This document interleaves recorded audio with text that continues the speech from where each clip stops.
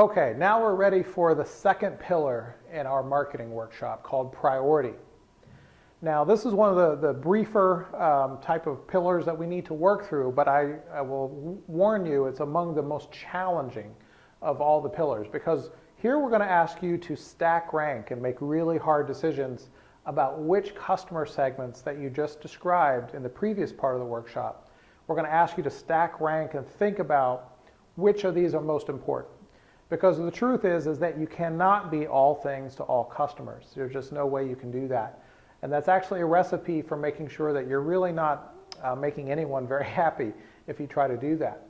So this is a very, very difficult thing, because there's always going to be some disagreement in your company about who it is that's most important to serve from a customer perspective.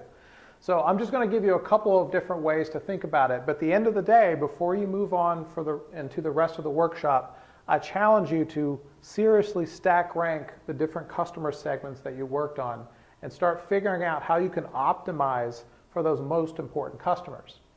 Now, what are some ways that you can actually stack rank? What are some of the criteria that you might want to use? Well, one of the most obvious ones is revenue. Who's going to give you the most money? But that even gets a little bit of complication in it, because think about it. Are you going to try to prioritize customers that historically have given you the most revenue?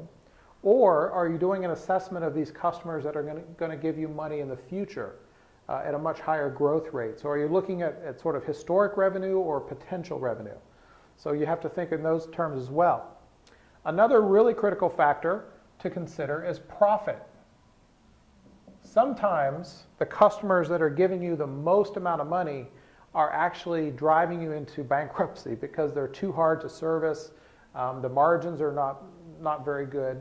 So a lot of companies will prioritize their customer segments based on the amount of profit that can be generated. There's some other really practical ways to do this as well. Sometimes you want to prioritize by reputation. For example, if you're a small firm and trying to win a large Fortune 500 account would be a really cool badge of honor that you could put up as a reference on your website, you might want to, even though it may not be profitable, you may want to go get the big brand as one of your customers, because they have value to you long term as a potential reference. And then, if you're more of a regional type of company, you might say, you know what, it's not necessarily about chasing the biggest companies, it's about making sure we do a good job in our region. So there's sort of geographic ways to target as well.